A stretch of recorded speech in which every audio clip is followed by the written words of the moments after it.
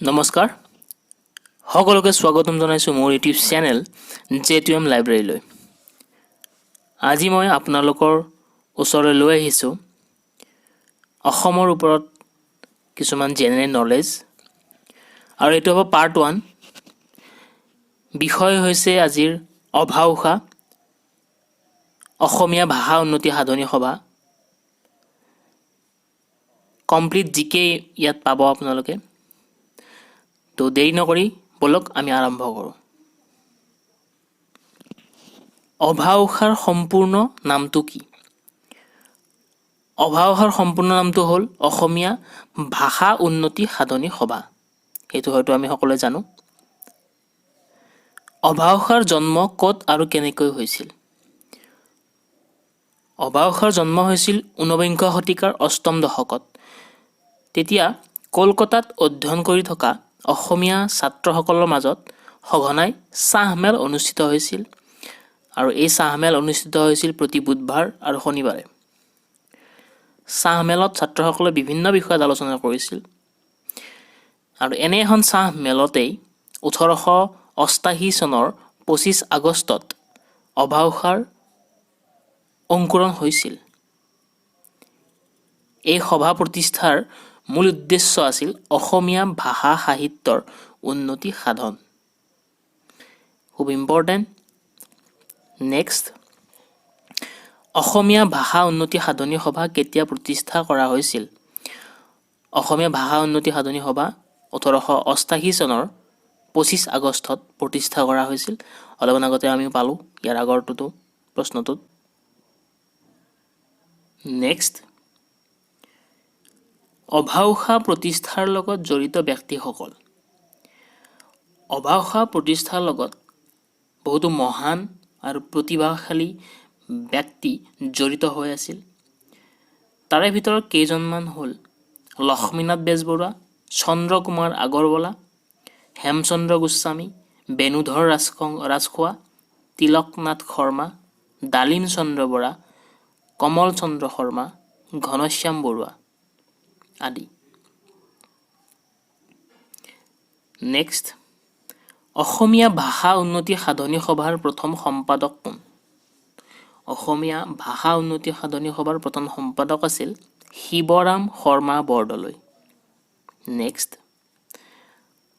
অভাউষাৰ মূল উদ্দেশ্য কি আছিল? অভাউষাৰ মুখ্য উদ্দেশ্য আছিল ক.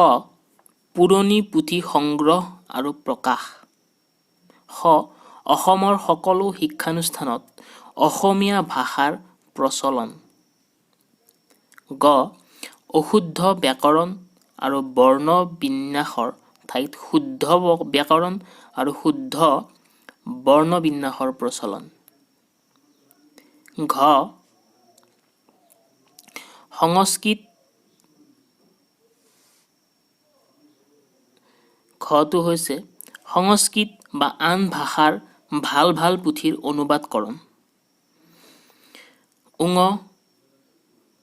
অসমৰ সামাজিক আৰু ধাৰ্মিক ৰীতি নীতিৰ বৃত্তান্ত সংগ্ৰহ আৰু বুৰঞ্জী প্ৰণয়ন। আৰু প্ৰথম চটো হৈছে উদ্দেশ্য সাহিত্য আৰু পাঠ্যপুথিৰ অভাৱ দূৰীকৰণ। তো এইকেইটা আছিল অভাউষাৰ মুখ্য উদ্দেশ্য। নেক্সট, অভাউষা সভাৰ উদ্দেশ্যসমূহ কোনখন আলোচনীত প্ৰকাশ কৰা হৈছিল? অভাউষা যিখিনি উদ্দেশ্য আছিল সেইখিনি জোনাকী আলোচনীত প্ৰকাশ কৰা হৈছিল। অসমীয়া ভাষা উন্নতি সাধনী সভাৰ কাৰ্য বিৱৰণী এই শিৰোনামেৰে জোনাকী আলোচনীত অভাউষাৰ উদ্দেশ্যসমূহ বিস্তৃতভাৱে প্ৰকাশ কৰা হৈছিল। ঠিক আছে, নামটো মনত ৰাখিবা। অসমীয়া ভাষা উন্নতি সাধনী সভাৰ কাৰ্য বিৱৰণী এই শিৰোনামটোৰেহে জোনাকী আলোচনীত বিস্তাৰিতভাৱে প্ৰকাশ পাইছিল অভাউষাৰ উদ্দেশ্য।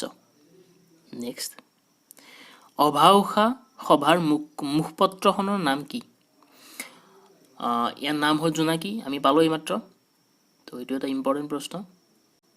নেক্সট, অভাউষা সভাৰ কাৰ্যক্ৰমৰ ভিতৰত অন্যতম প্ৰধান কাৰ্যক্ৰম কি?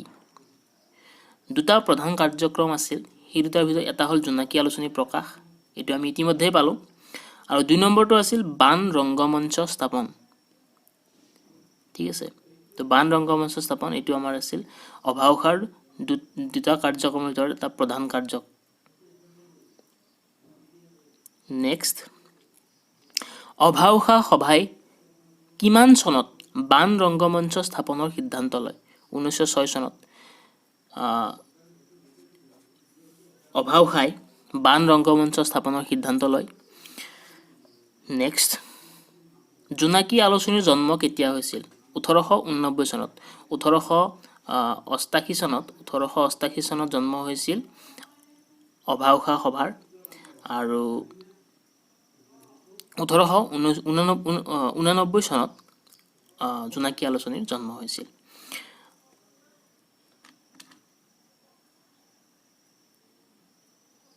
অভাউসা সভাৰ লক্ষ্য আৰু উদ্দেশ্যৰ বিষয়ে নিয়মীয়াকৈ আলোচনীখনত প্ৰকাশ হৈছিল।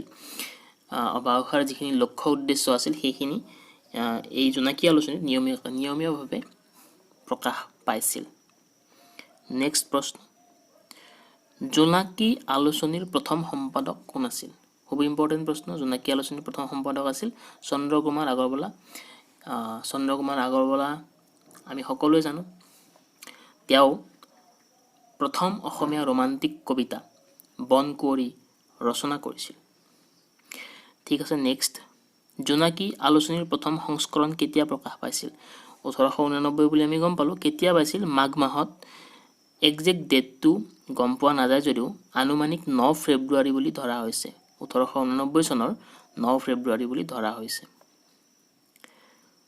নেক্সট, জোনাকী আলোচনীৰ আন সম্পাদকবোৰ কোন? প্ৰথম সম্পাদক আছিল চন্দ্ৰকুমাৰ আগৰৱালা। দ্বিতীয় সম্পাদক আছিল হেমচন্দ্ৰ গোস্বামী। তাৰে পিছত গুৱাহাটীৰ পৰা যেতিয়া জোনাকী প্ৰকাশ পাইছিল, সেই দুবাৰ প্ৰকাশ পাইছিল। সেই দুবাৰ আছিল সত্যনাথ বৰা আৰু কনকলাল বৰুৱা, তেওঁলোক আছিল সম্পাদক। সত্যনাথ বৰা আৰু কনকলাল বৰুৱা। ঠিক আছে, নেক্সট, জোনাকী আলোচনীত প্ৰকাশ পোৱা কিছুমান উল্লেখযোগ্য লিখনি কি?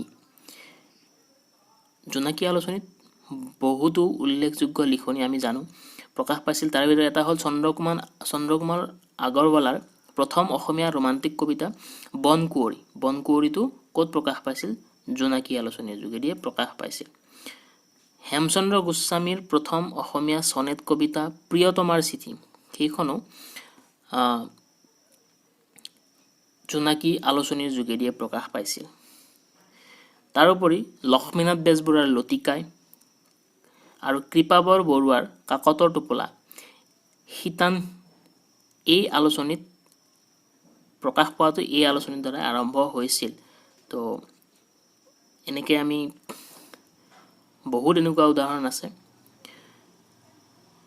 ঠিক আছে, নেক্সট, জোনাকী আলোচনী কেতিয়ালৈ প্ৰকাশ পাইছিল? জোনাকী আলোচনী 1989 চনত আৰম্ভ হৈছিল প্ৰকাশ পোৱা।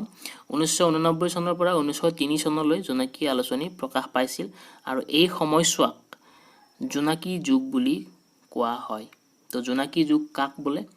জোনাকী আলোচনীৰ যিখিনি সময় প্ৰকাশ পোৱা 1889 চনৰ পৰা 1903 চনলৈ, সেই সময়ছোৱাক জোনাকী যুগ বুলি কোৱা হৈছিল। নেক্সট, 1917 চনৰ পৰা অসমীয়া ভাষা উন্নতি সাধনী সভাক কি নামেৰে জনা হ'ল?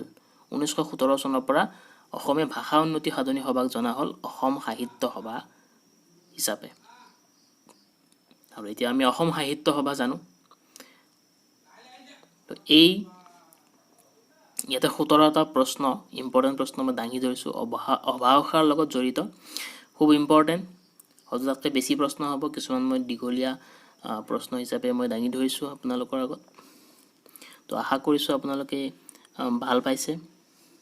যদি ভাল পাইছে তেনেহ'লে ভিডিঅ'টো লাইক কৰিব, শ্বেয়াৰ কৰিব, আৰু চেনেলটো ছাবস্ক্ৰাইব কৰিবলৈ নাপাহৰিব। তো ধন্যবাদ। জয় অসম।